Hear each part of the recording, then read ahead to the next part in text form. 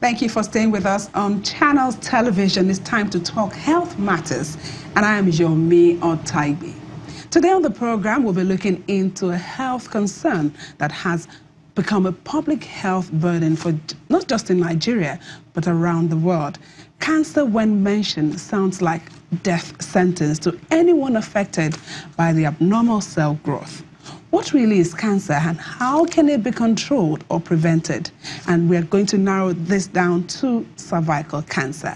I have with me in the studio a consultant obstetrics and gynecologist who is also the head of Department of Obstetrics and Gynecology, College of Medicine, University of Lagos. She's currently the zonal coordinator of Nigeria National Cancer Control Program, Southwest. I'm talking about Professor Rose Anolu. Thank you for joining us. Thank you.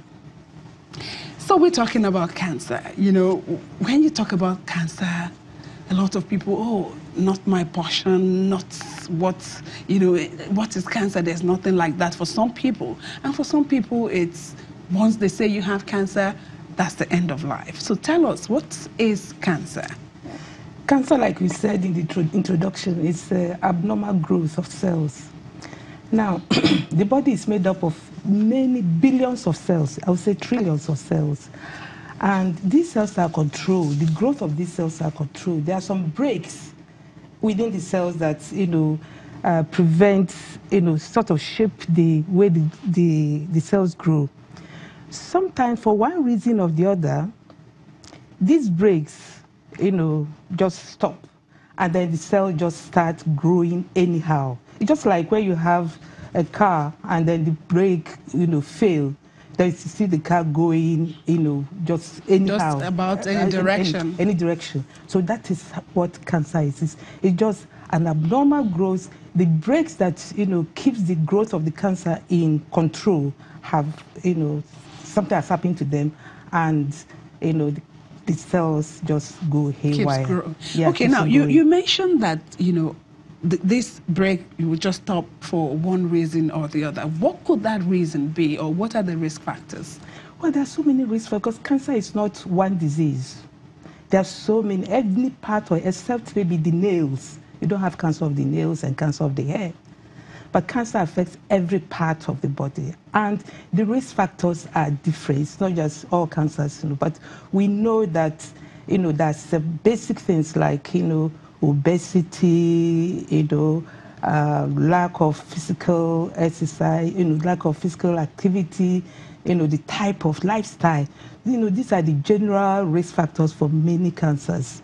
But then when you go into certain cancers, they have their own risk factors. Okay, well, we'll be talking more about cervical cancer, but is there any genetic, factor here? Oh, yeah.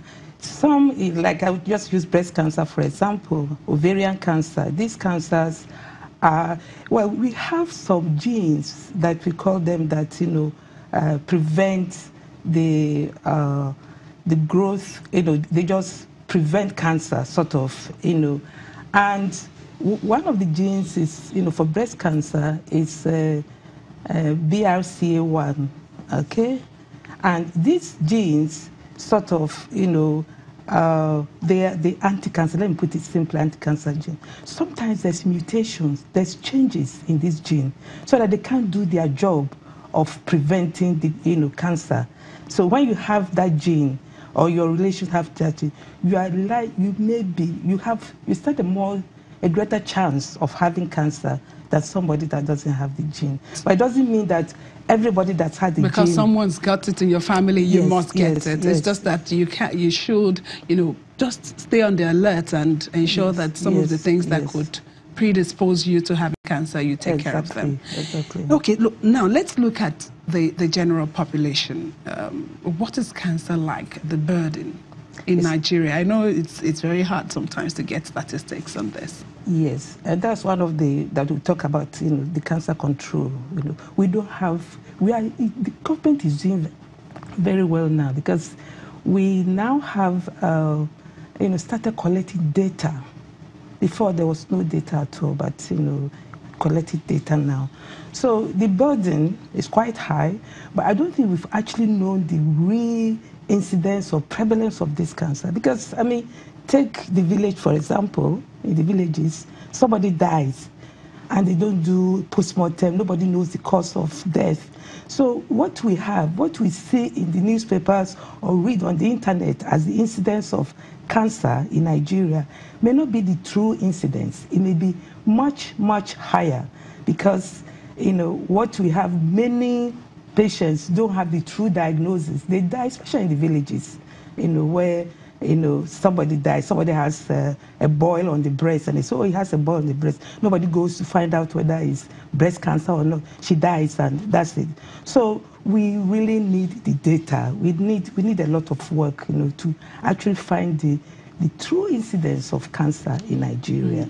But then what I can say now is that, you know, the thing is like an epidemic now. Everybody is talking cancer, and most people have been, in one way or the other, been affected by this disease. It's either you have it or you have a loved one that has, you know, it's not like what it was maybe 20, 30 years ago.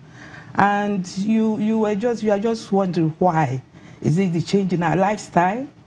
The way we, you know, what we eat now? Are we getting fatter than we, you know? There's so many things. Some people have even mentioned, you know... and then age. Okay. Age. Just before I came in here, I saw, you know, people living up to 90.